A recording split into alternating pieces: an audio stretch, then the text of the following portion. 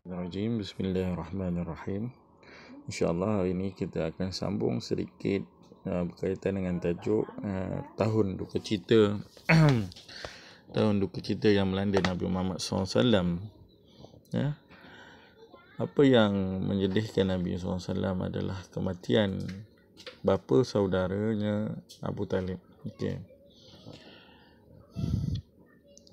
Nabi menziarahi Abu Talib dan di sisinya ada Abu Jahal. Lalu Nabi bersabda kepada Abu Talib, "Wahai bapa saudaraku, ucaplah la ilaha illallah, satu kalimah yang aku akan berhujah di sisi Allah." Abu Jahal dan Abdullah bin Abi Umayyah berkata, "Wahai Abu Talib, adakah kamu tidak suka dengan agama Abdul Muttalib?" Lalu mereka berdua mengulangi kata-kata itu sehingga kalimah terakhir yang diucapkan Abu Talib ialah, "Aku ikut agama Abdul Muttalib." Lalu Nabi Muhammad SAW bersabda, Aku akan pohon keampunan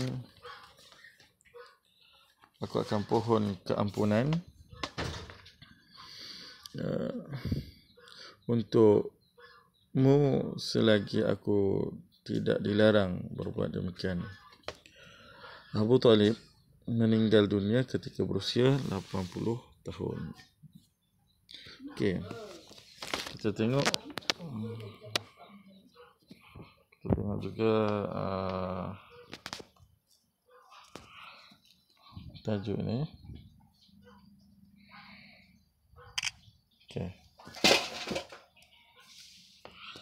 Khadijah kembali ke rahmatullah.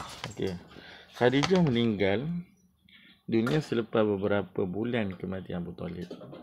Beliau meninggal dunia pada bulan Ramadan tahun ke-10 kenabian ketika berusia 65 tahun. Sesungguhnya Khadijah seorang isteri Rasulullah SAW yang banyak membantu baginda menyebarkan ajaran Islam dan mengorbankan kepentingan diri dan hartanya untuk Islam. Rasulullah SAW pernah bersabda, "Dia beriman denganku ketika orang ramai kufur kepadaku. Dia mempercayai aku ketika orang mendustakan aku. Dia berkongsi denganku harta bendanya ketika orang ramai menghalangku. Dan Allah mengurniakan kepadaku anaknya dan menghalangku mendapat anak daripada yang lain."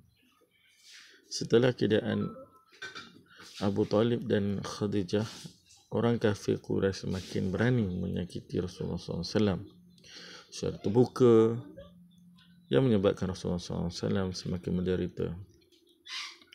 Rasulullah SAW telah pergi ke Taif untuk menyebarkan dakwah dan mendapatkan bantuan orang Taif untuk menghadapi kaumnya. Baginda tidak menemui orang yang mahu memberi perlindungan dan bantuan kepadanya. Sebaliknya, mereka pula yang menyakiti Rasulullah SAW dengan lebih teruk lagi. Itulah gambaran yang kita dapatkan daripada dua peristiwa yang betul-betul menimbulkan kesedihan kepada Nabi Muhammad SAW.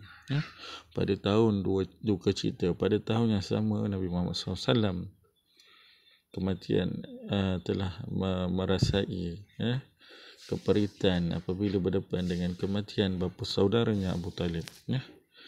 Nabi menziarahi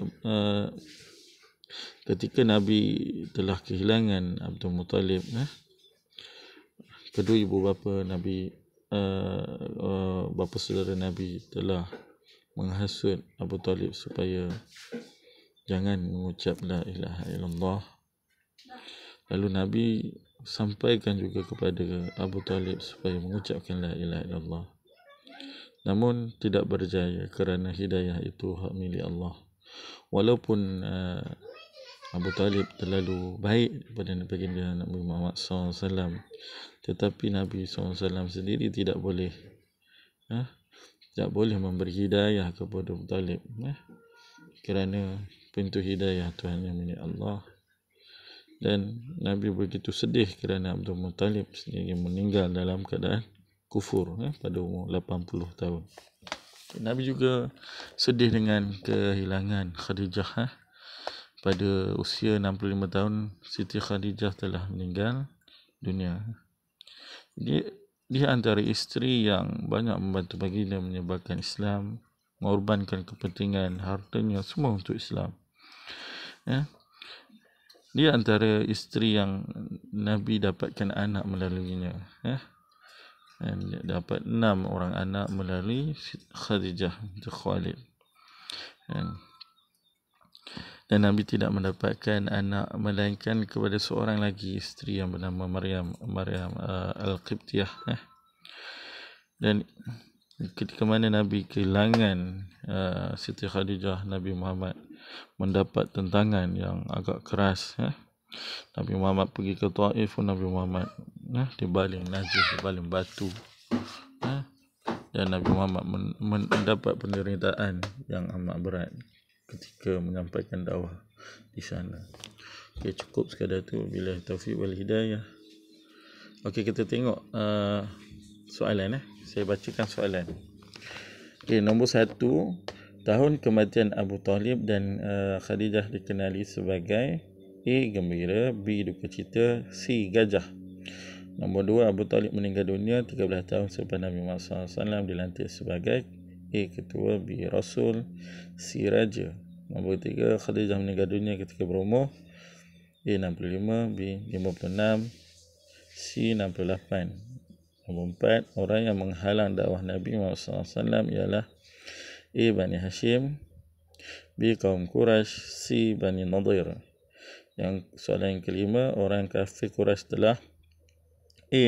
menentang, B. menjemput, C. menziarahi orang Islam. Okey, cukup sekadar tu. Wabillahi taufiq wal hidayah. Assalamualaikum warahmatullahi wabarakatuh.